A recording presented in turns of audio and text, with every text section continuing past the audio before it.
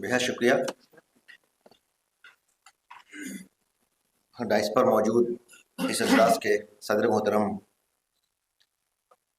जनाब रहमान साहब,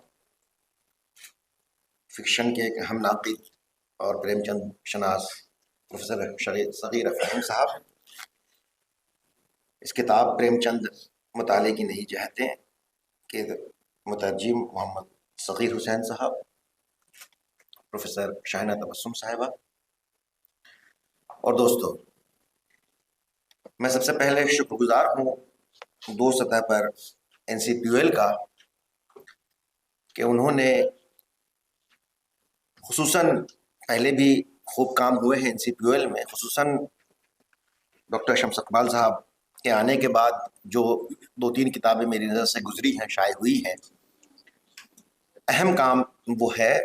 और उसमें ये प्रेमचंद मुताले की नई जहतें खुसूसन बहुत अहम काम है। हालांकि NCPUL से ही मदन गोपाल साहब की कुलियात शाये हो चुकी हैं, जिसका जिक्र अभी हुआ। बहुत सारी चीज़ें उसमें रह गई थी, बहुत सारी चीज़ें रह गई हैं, लेकिन इस किताब को शाये करके और उर्दू में शाये करके बहुत अहम कारनामा अंजाम दिया है, क्योंकि इस तरह का काम उर्दू में नहीं के बराबर देखने को मिलता है। उर्दू में मानिक टाला ने, मदन गोपाल ने, मेहदी जाफ़र साहब ने, कमर रईस साहब ने काम किया है, प्रेमचंद के हवाले से खूब काम हुए हैं, लेकिन जिस तरह के मुताले के गम्माज़ी है प्रेमचंद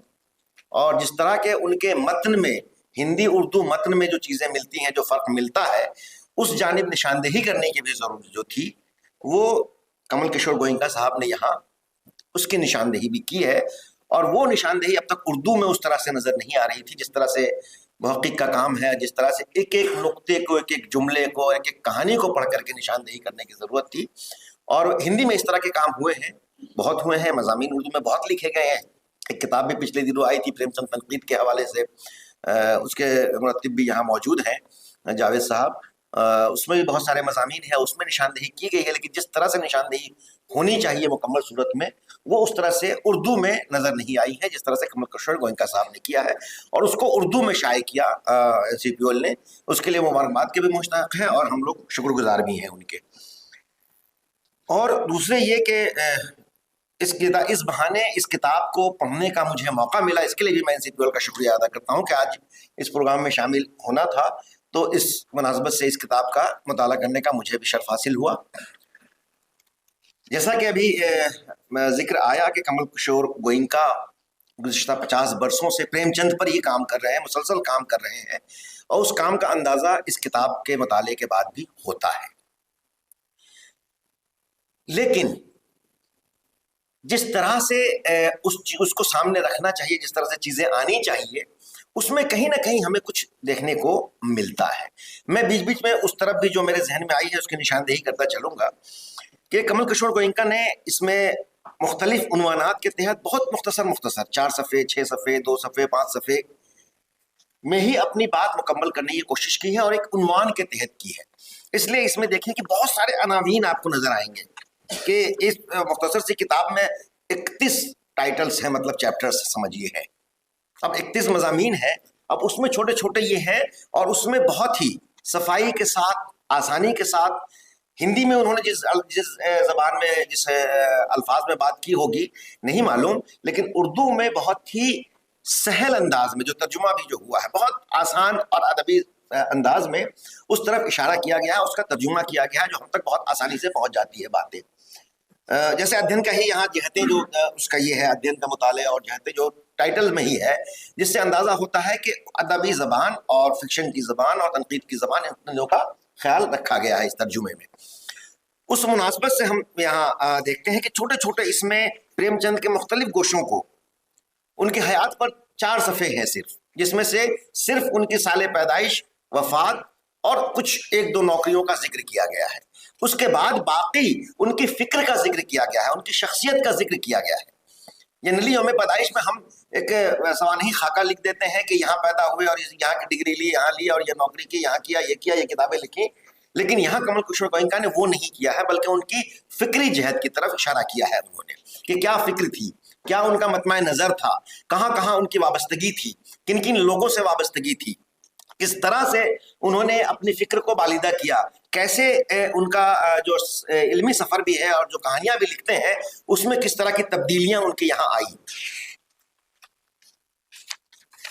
شروع میں ہی انہوں نے یہ کیا ہے، جو پہلا ہی باب ہے اس میں ایک جملہ ہے جہاں مجھے رکنا پڑا، کہ انہوں نے یہ کہا، حالانکہ اردو ہندی کہانی پر لکھ رہے ہیں لیکن ایک طرف سیدھے سیدھے یہ کہہ رہے ہیں کہ وہ ہندی افسانوی ادب کے بادشاہ بن چکے تھے۔ ہم سب جانتے ہیں کہ پریم چند نے پہلے اردو میں لکھنا شروع کیا، ان کی پہلی کہانی بھی 1908 میں پہلا مجموعہ شوذ وطن شائع ہوا، 1914 میں پہلی بار ان کا ہندی میں چیزیں شائع ہوتی ہیں، 1908 اور 14، اور آخری بھی اگر ہم دیکھیں تو کفن بھی اگر ہم دیکھتے ہیں تو 1935 میں وہ شائع ہو رہا ہے، اور وہ بھی کہاں شائع ہو رہا ہے؟ پہلے اردو میں شائع ہو رہا ہے۔ تو ہم ابتدا تا آخر تک اگر ہم آتے ہیں تو وہ سفر ہمیں اردو کا نظر آتا ہے۔ ہاں، ہندی میں انہوں نے لکھی چیزیں، بہت سارے ناول لکھے، بہت ساری کہانیاں لکھی، بہت ساری کہانیاں پہلے ہندی میں شائع ہوئیں، بعد میں اردو میں شائع ہوئی، لیکن سمپل ایک کتاب میں یا ایک اس میں یہ کہنا کہ ہندی کے ہی افسانہ نگار تھے وہ، یہ نہیں ہے۔ حالانکہ اس کی پھر کنٹرڈکشن آگے نظر آتا ہے کہ پریم چند نے اپنی ادبی نگارشات کا سلسلہ اردو زبان سے شروع کیا تھا، وہ خود بھی اس کا اقرار کرتے ہیں، لیکن یہ صرف اسٹیٹمنٹ دے دینا کہ ہندی کے اس پر وہ یہ ہو گئے، رکنا چاہیے وہاں۔ ہم ہندی اردو کہہ سکتے ہیں، ہندی اردو کے اہم افسانہ نگار ہے، اس سے کوئی انکار یہ نہیں ہے، ٹھیک ہے، ہو سکتا ہے زیادہ بڑا ادب ہندی میں لکھ دیا ہو انہوں نے، چھوٹا اردو میں لکھا ہو، لیکن کہیں سے بھی کمتر اس طرح سے ہم نہیں مانتے ہیں کہ بہت سے ایسے ہیں جو اردو میں پہلے لکھا گیا، جب ہندی میں وہ آئے تو بہت ساری اس میں تبدیلیاں ہوئی، جس کی جانب کنور کشور گوئنکا نے اشارہ کیا ہے، اس جانب انہوں نے اس کی نشاندہی کی ہے کہ کیسے اردو میں چیزیں ہندی میں پہلے شائع ہوئی تو کیا شائع ہوئی، اور اردو میں جب وہ آئیں تو کس طرح سے زیادہ بہتر طریقے سے وہ آئیں۔ کچھ موضوعات ایسے ہیں کہ جو اردو میں زیادہ اچھے سے لکھے جا سکتے تھے، ہندی میں اس طرح سے نہیں لکھے جا سکتے تھے، ان لفظیات کا استعمال انہوں نے لفظوں کو بھی تبدیل کیا ہے، اس کی نشاندہی کی ہے انہوں نے۔ تو اس طرح سے ہم دیکھتے ہیں تو ان کے یہاں جو گوئنکا جی ہیں، ان کے یہاں وہ تحقیقی چیزیں موجود ہیں، لیکن کہیں کہیں پر وہ جو ہے کہ ظاہر سی بات ہے ہم اردو کے ہیں تو ہم اردو کو اولویت دیتے ہیں اور یہ کہیں گے کہ اردو کے ہی ہیں، یا ہم ہندوستانی ہیں تو کوئی بھی چیز ہند اور یونان میں ایک ساتھ اگر ہوئی ہو تو ہم کہیں گے نہیں، ہندوستانی اس میں اولویت رہا ہے۔ ایک چیز یہ ہے، انہوں نے گوئنکا جی نے اس میں پوری تحقیق اور اس کے ساتھ ساتھ اس میں وہ تفصیل بھی بتائی ہے کہ کتنی کہانیاں ان کی، جیسے 301 کہانیاں بتائی ہیں، 30 مجموعے بتائے ہیں، ناول ہیں، ڈرامے ہیں، کچھ 3 ڈرامے ان کے تبازات ہیں، 3 انہوں نے غرض کے ترجمے بھی کیے ہیں، اور ان پر ایک طویل مقالہ میں نے لکھا تھا ان کے ڈراموں کے حوالے سے کہ کہاں کہاں کس طرح کی، اسی طرح سے جیسے گوئنکا صاحب نے یہاں یہ ہے کہ کہاں کہاں کیا چیزیں یہ ہوئی ہیں۔ خیر وہ یہ ہے، ان کے یہاں ہم دیکھتے ہیں کہ نسوانی کردار ہیں، خوب ہیں، دلت مسائل ہیں، جنگ آزادی ہے، قوم پرستی ہے، گاندھیائی فلسفہ ہے، جس پر اس ناول کو پڑھنے کے بعد یا اس میں گوئنکا جی صاحب کے مضمون کو پڑھنے کے بعد یہ احساس ہوتا ہے کہ کیا وہ بعد کی چیزوں سے بھی واقف تھے کیا، کہ جو ہونے والا ہے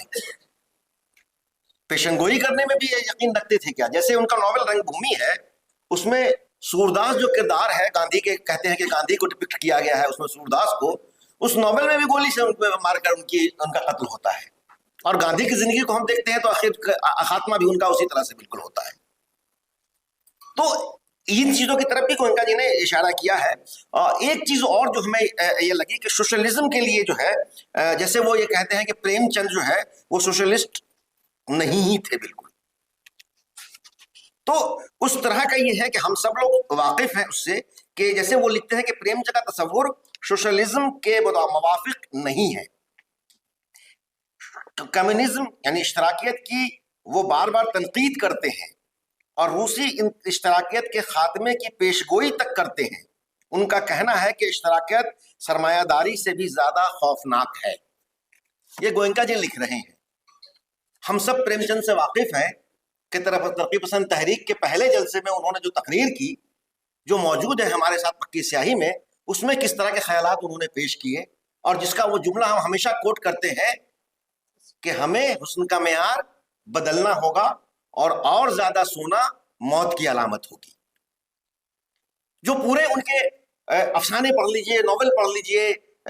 یا ایون کفن کو ہی پڑھ لیجئے، یا جتنے افسانے ہیں اس میں سیدھے سیدھے کوئی بھی ادیب، جو ادیب ہوگا وہ پرچم ڈنڈا لے کر کے، جھنڈا لے کر کے بلند نہیں کرے گا، وہ بین السطور میں اپنی بات کہے گا، اپنی فکر کو پیش کرے گا. پریم چند ایک بڑے ادیب ہے، بڑے فنکار ہیں، تو وہ سیدھے سیدھے انقلاب زندہ باد نہیں کہیں گے. وہ اپنے بٹوین دا لائنس وہ ساری باتیں کہیں گے کہ وہ آپ گودان پڑھ لیجئے، وہ آپ کفن پڑھ لیجئے، وہ آپ افسانے جتنے یہ ہیں. ایون کسانوں کی بھی جو بات انہوں نے کی ہے اس میں بھی بین السطور میں وہ ساری باتیں ہیں.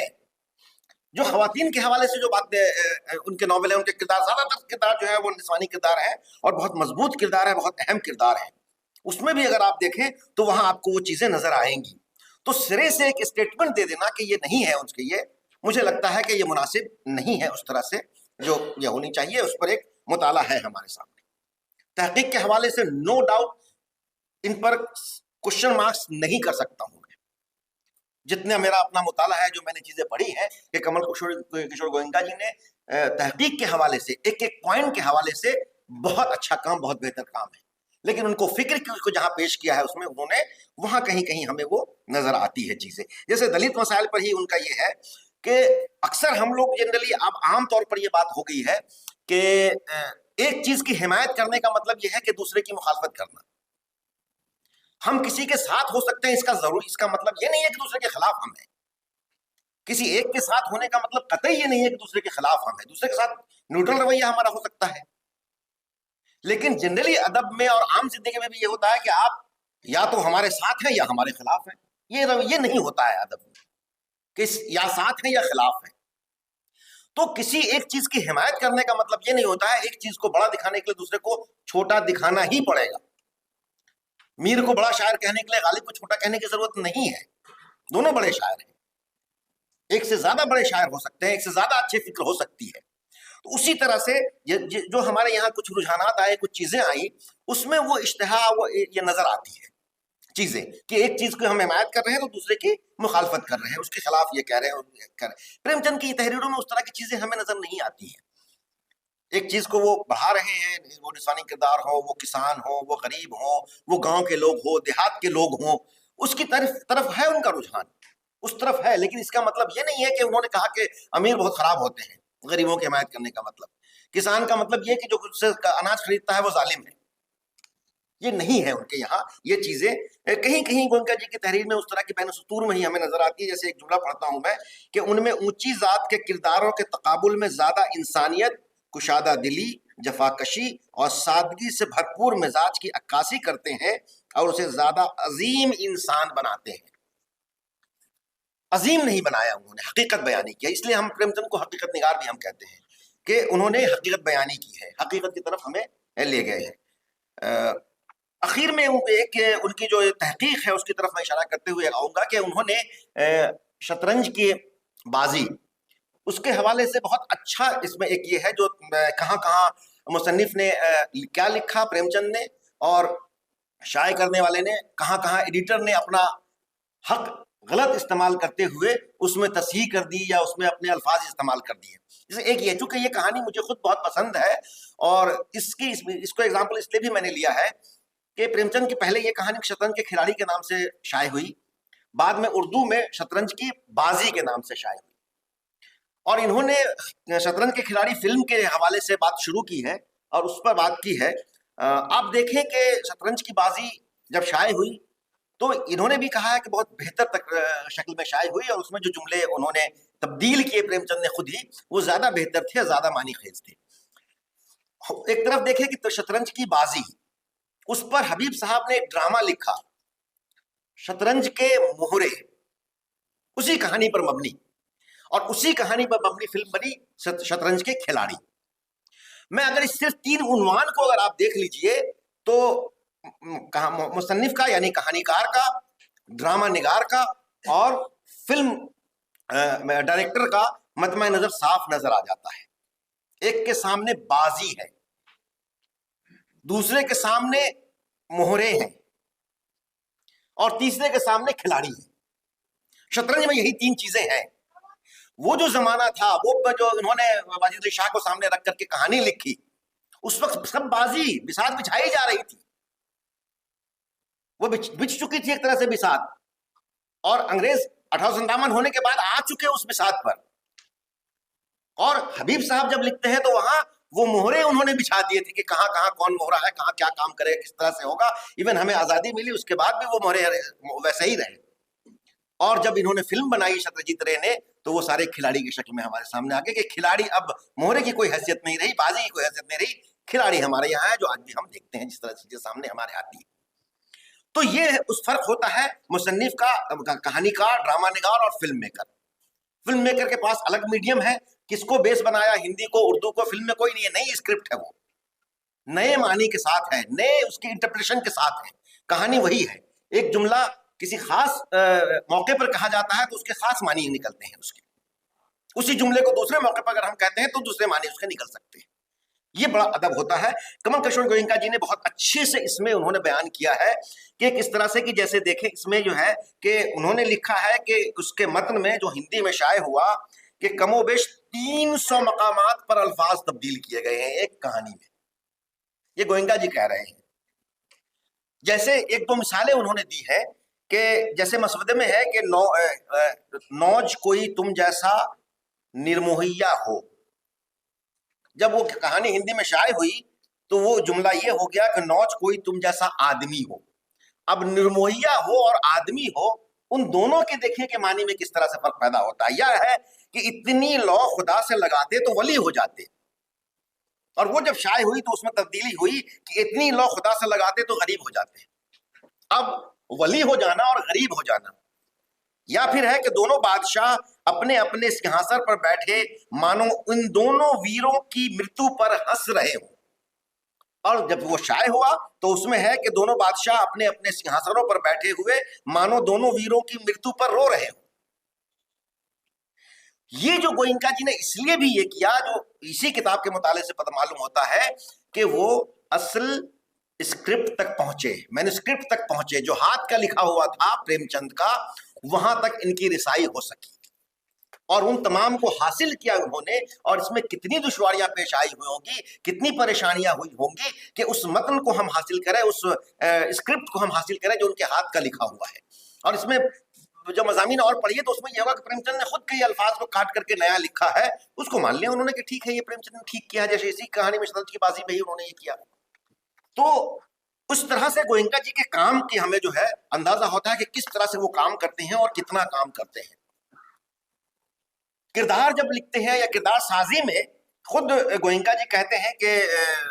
किरदार जो है जितना उर्दू में जिस तरह से सबसे तैयार किया जा सकता है, उर्दू इसमें हिंदी में उसमें नहीं हो सकता वैसा। गोयनका जी के बात में कि मैं पढ़ रहा हूं कि उर्दू मतन में किरदारों के फितरी और मुअस्सर होने का सवाल है, मुअस्सर होने का सवाल है, तो ये बिला तामुल कहा जा सकता है कि उर्दू जबान जिस कदर किरदारों के मिजाज, आदाब और शख्सियत से हम आहंग है, उस कदर हिंदी जबान नहीं है। इसका अहम और खास सबब यह है कि कहानी और किरदारों का ताल्लुक लखनऊ की नवाबी जिंदगी और माहौल से है। तमाम किरदार मुसलमान हैं और उनकी शख्सियत, गुफ्तगू और लबो लहजे को उर्दू जबान ही जानदार अंदाज में पेश कर सकती है। प्रेमचंद ने उर्दू मतन में किरदारों को उन्हीं की सही जबान अता की है जिसकी वजह से कहानी और किरदारों को नई कुव्वत मिल गई है। मिर्जा की बेगम के मकालमों से 3 मिसालें पेश हैं जो उर्दू मतन में जोड़े गए हैं और जो उसके किरदार को और ज्यादा हकीकत आमेज और ज्यादा जानदार बनाते हैं। वो 3 मकाल में पढ़ के मैं अपनी बात खत्म करना चाहूंगा, हालांकि बातें बहुत हैं अभी। हाँ, ये सफा नंबर है 191। हाँ, 191 पर जो अभी मैंने पढ़ा, उसमें ये है कि देखिए, शतरंज है मेरी, शतरंज है कि मेरी शौकन है, नौज कोई तुम जैसा निर्मोहिया हो। या फिर कहती है कि दुत्कार क्यों नहीं देते कुत्ते की तरह, या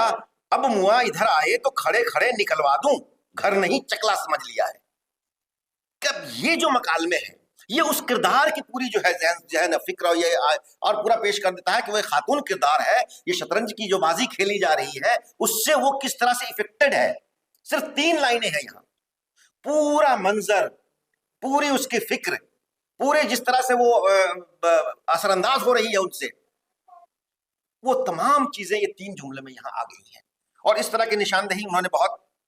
की है कि उन्होंने अफसोस जाहिर किया है कि अफसोस है कि प्रेमचंद ने बेगम के किरदार के इस पहलू को ہندی متن میں پیش نہیں کیا ہے. یعنی یہ مکالمے چونکہ ہندی والے متن میں نہیں ہے، اس لیے وہ کردار بھی اس طرح سے نہیں آ سکا ہے،